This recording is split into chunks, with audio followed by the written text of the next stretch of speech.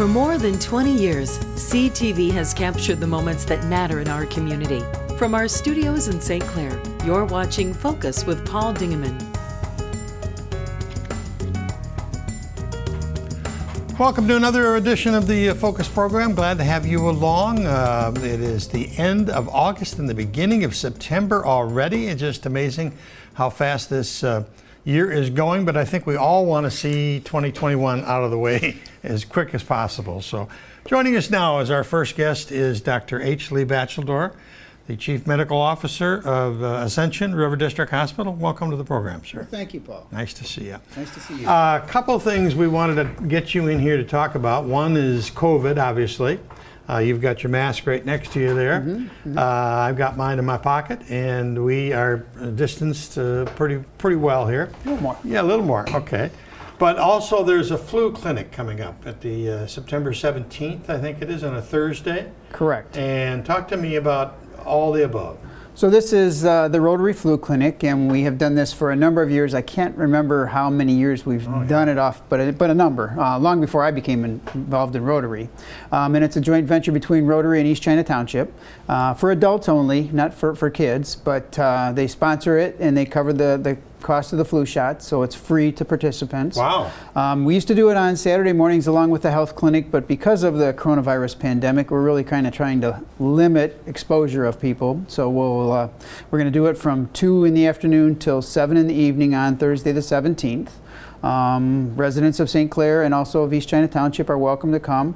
We require that you wear a mask, and we will limit how many people come in at one time. We'll have Rotary volunteers there as well as staff kind of shepherding and doing crowd control, but making sure we're doing it wisely and also making sure that we're providing the flu immunizations. And it's really important everybody gets a flu immunization this year. Everybody from 6 months of age on up really needs a flu vaccination, so we limit the exposure of folks to flu.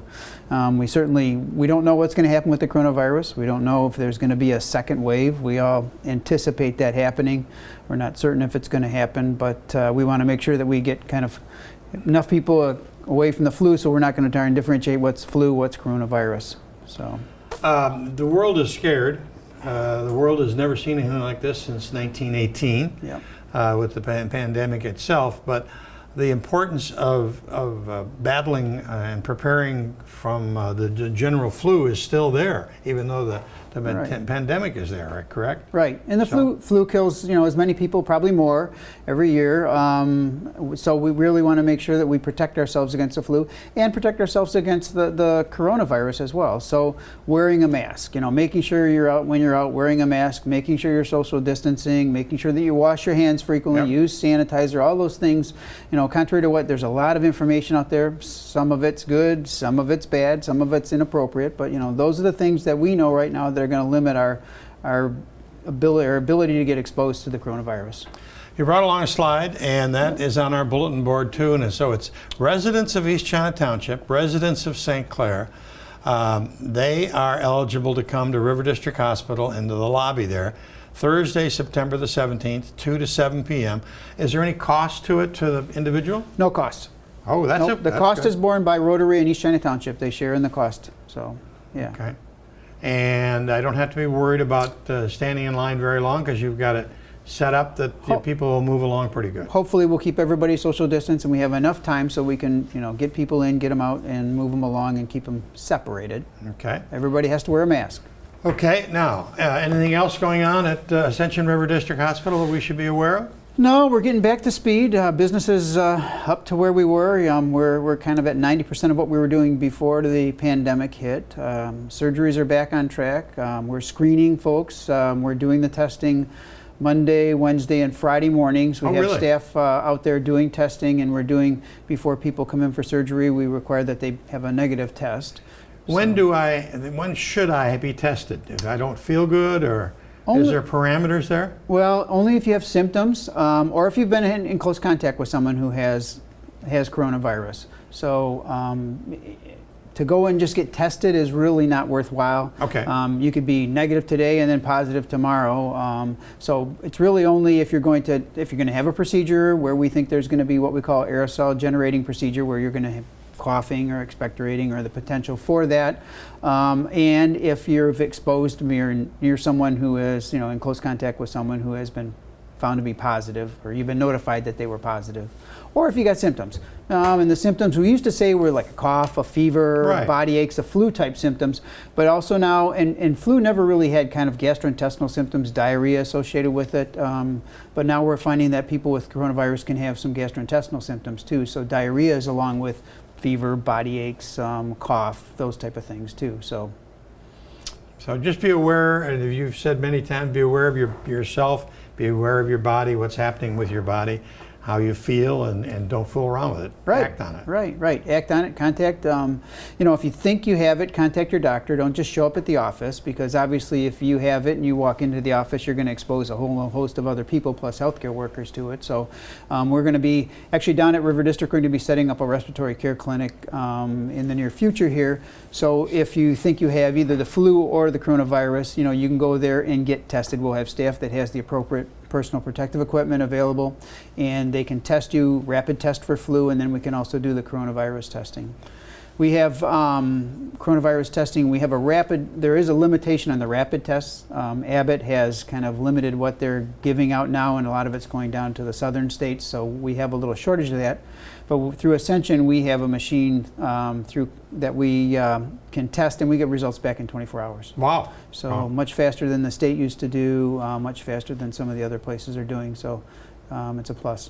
So like anything else, don't fool around with it. If you've got some questions, pick up the phone, call. Correct. And you guys and your staff are... Yep. Call your family doctor, and they should be able to arrange for testing for you. We can do the drive-up clinic Monday, Wednesdays, Fridays. If you've been exposed, the doctor sends the order to the hospital, and they call you and give you a time so you can be there. And then, like I said, we'll be standing up, as closer to flu season, we'll be standing up a respiratory care clinic. So then it'll be like an urgent care clinic, but just for the respiratory things. So we don't expose all of our offices and staffs to potential coronavirus. Okay, one more time, September the 17th. Let's go through that. It's going to be a free flu shot clinic for residents of East China Township and the city of St. Clair. Correct. 2 to 7. 2 to 7. And what do I have to do? Show up. No, I don't have to do anything. You don't have to pay anything. I just show up. Nope, with a mask on. With a mask on. With your mask on. With your mask on? Yeah. All right. And the modeling of his mask is Dr. H. Lee Bacheldor. Thank you. I'd shake your hand, but we're not allowed to do that anymore. No, we aren't. Okay. Thank you, sir. Thank you, Paul. See you on the 17th. Thank you for the time. All right. We'll be back with our next guest in just a second.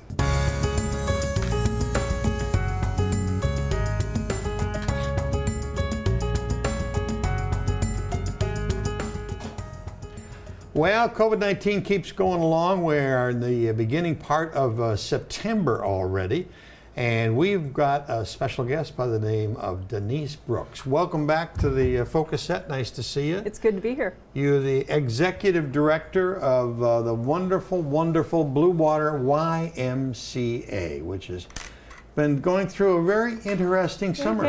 It has. We have had parts of our business still open, providing essential childcare and camp and all kinds of things like that.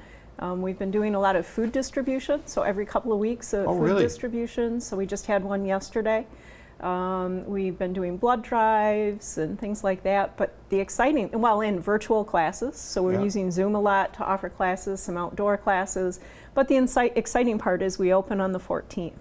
For our members once again. So you were controlled by the executive orders from the governor, yes. Similar to other gyms, quote unquote gyms, but you're more than a gym. You're an educational facility, you're a daycare center, as you mentioned, and you provide many, many things. I didn't know about the food. Is that through Eastern Michigan? Yep, we've been doing Eastern Michigan Food Bank, and we're excited that we'll be making a formal announcement within the next couple of weeks, but we've received some grant funding and we're going to be looking at some additional food programming for kids. Oh, wonderful. So we're very excited about that. Something new. Yeah.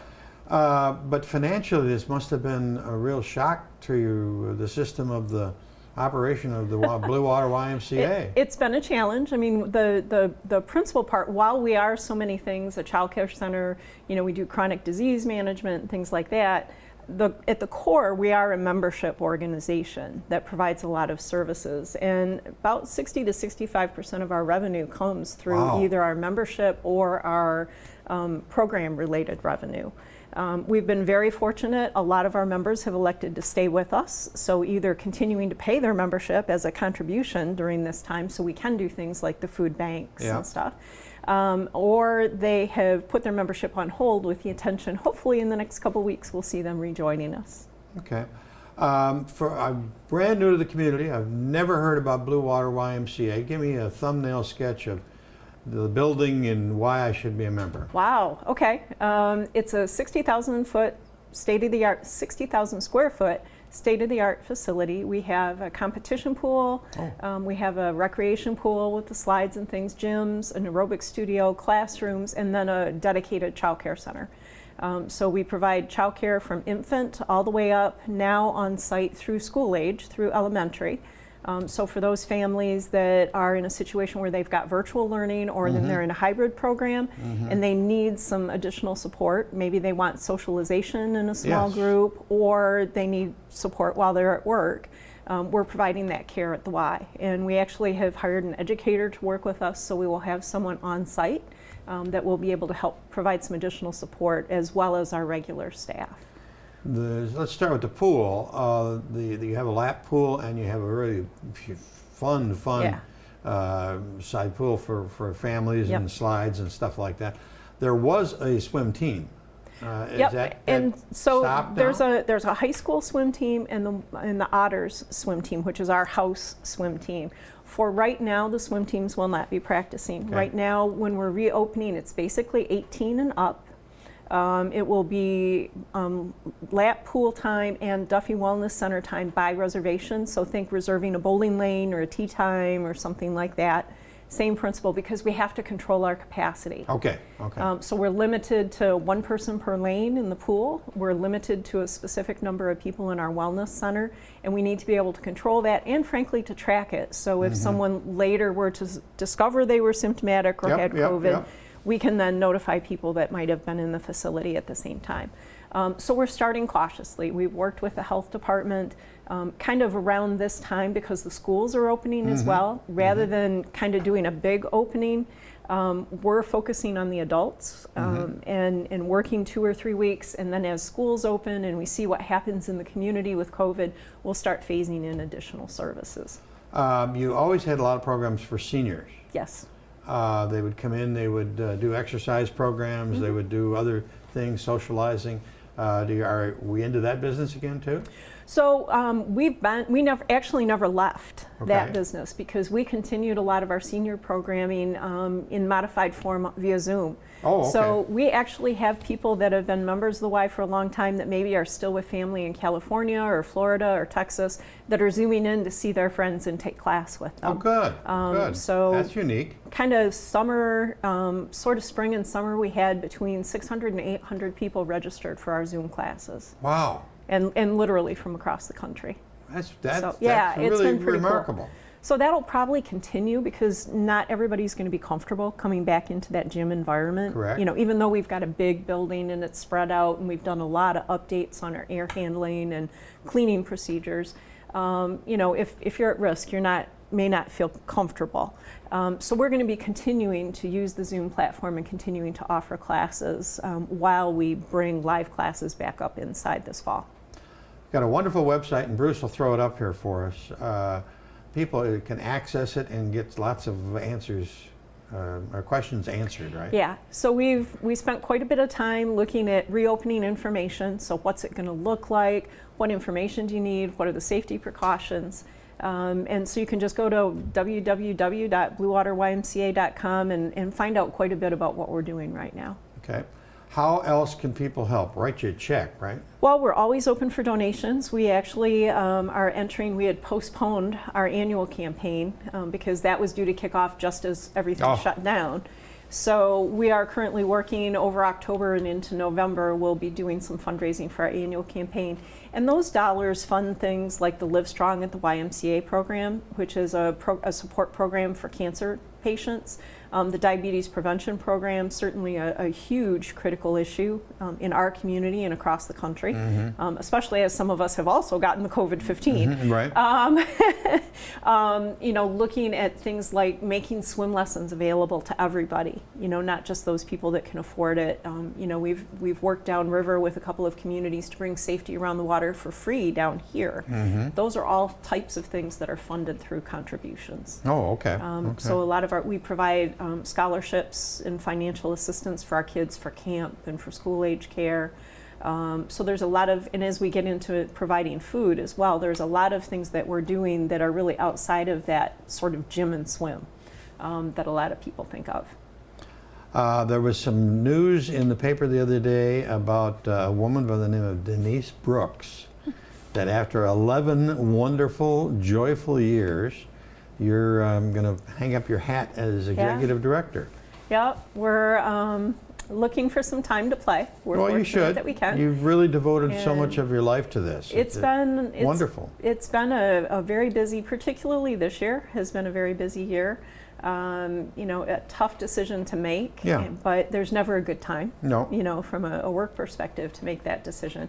So we're really looking forward to having some fun. Well, and it was the kind of thing, you loved exactly what you were doing. Yeah. And you were obviously very, very good at it, and I mean that as a compliment. And you will be missed, but you will miss it too. Yeah, I will, but I'll still be around as a volunteer in the community, so that'll be a good thing. Is there anything we missed? I would mention we do have a search going on for yes. my position, to fill the position. So it is posted nationally, and we are doing a national search, but I would invite, if there are people locally, I'm not directly involved in the search process, but if there are people locally that would be interested in the position, it is currently posted. You can find it on Indeed, as well as the YMCA.net job postings. And if someone's interested, I would encourage them to apply. Well, it's a wonderful facility. You've got a wonderful board that certainly is supportive to management, and it'd be a great opportunity for somebody. Absolutely. It's going to be hard to leave, but it's time. Right. Okay.